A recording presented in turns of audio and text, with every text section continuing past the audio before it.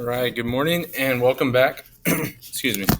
Today we are going to be talking about how to do some different proofs involving some angles. So we've talked about segment proofs, we talked about algebra proofs. Today we'll add angles in. They're not that much different, just going to change a few of the different properties to relate to angles. So if we look here at the top, our reflexive property, we've talked about that before. Now it's just with angles. Angle A is congruent to angle A. Symmetric property, if angle A is congruent to angle B, then angle B is congruent to angle A. Transitive, if A is congruent to angle B and B is congruent to angle C, we can cut out that middleman. A is congruent to C. Okay. Now this next thing, all right angles are congruent. We just need to remember that. They're all equal to 90. We already know that though. So our first proof here says given angle 1 and angle 2 are supplementary, angle 2 and angle 3 are supplementary, and our end goal is to prove that angle 1 is congruent to angle 3. So this is our given. Now if they are supplementary, our definition of supplementary is when the two angles add up to 180. So as you can see, these two angles add up to 180. Angle 2 and 3 add up to 180. That's our definition of supplementary.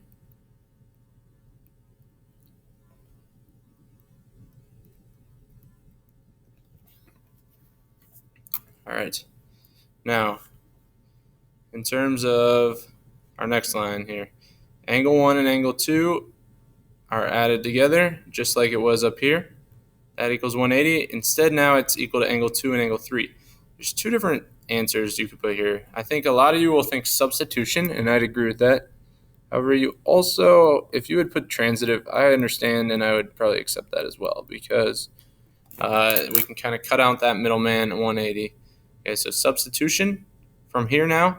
Subtraction, we get rid of angle 2 from both sides. We subtract it off. And then our final, if they are equal, then we know that they are congruent. That is our definition of congruence.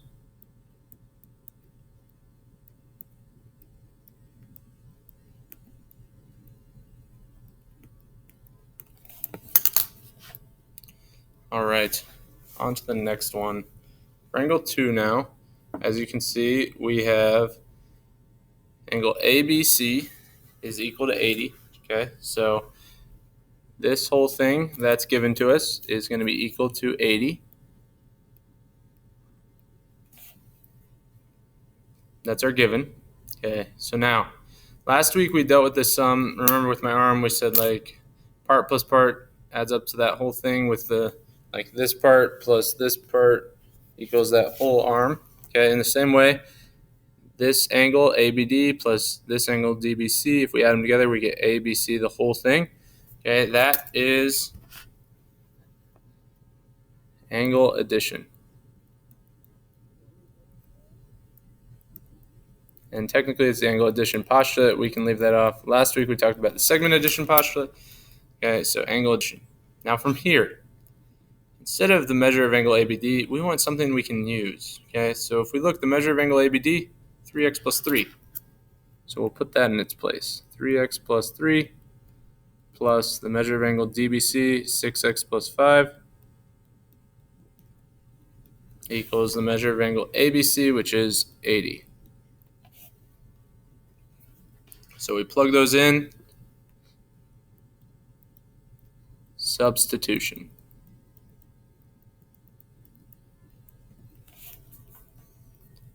All right. So at this point then, there's now just an algebra proof. We can combine our like terms. So 3x and 6x gives us 9x. 3 and 5 is plus 8. That will equal 80. So CLT. From here, we'll subtract the 8. 9x equals 72. That is subtraction.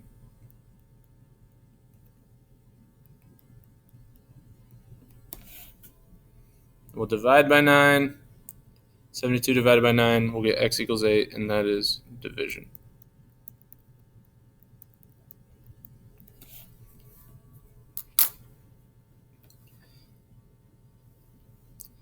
All right. On to the next one. So angle 1 and angle 2 are vertical angles here. So angle 1 equals 40 degrees and angle 2 equals 7x plus 5. That was given to us. Now, hopefully you remember vertical angles.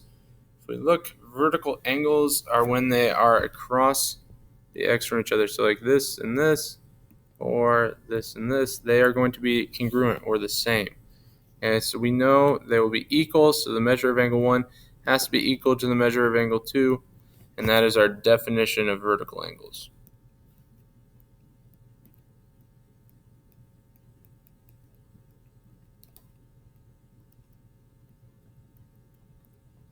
All right, so from here, if those two are equal, we can substitute in 40 for angle 1, 7x plus 5 for angle 2. Set those equal. That was substitution.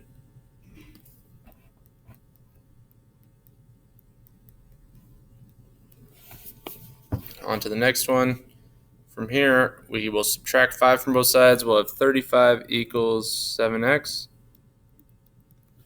And that is going to be subtraction.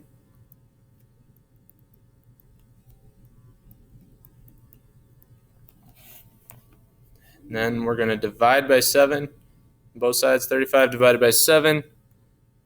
Okay, x equals 5. That is division.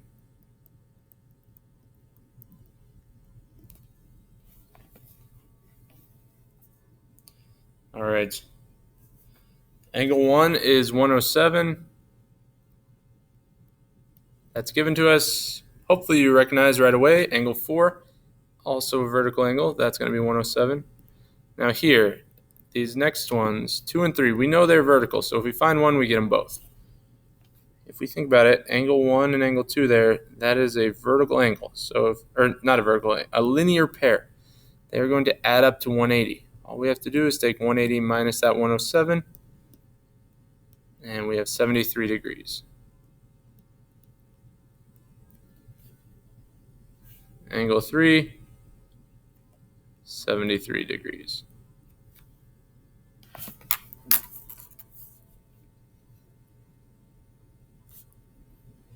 Angle 1 and angle 2 are a linear pair. Okay. So if they're a linear pair, just like we said before, they're going to add up to 180. So 4x plus 17 plus 11x plus minus 17, equals 180. Combine our like terms, 15x equals 180. X equals 12. Final one, HEF is 33. DEH, we don't know, but we know they're complementary, so I can put in a right angle here. 90 minus 33, that's what complementary means. They add up to 90. We're going to get 57. Okay, so that goes right here. At this point, it says, what is the measure of HEG? So HEG, all we do is 57 plus 39. And we get 96 degrees. And we are done. So, hope you guys have a great day. Let me know if there's anything I can do to help you out. And keep working hard. Get any missing work in. Bye.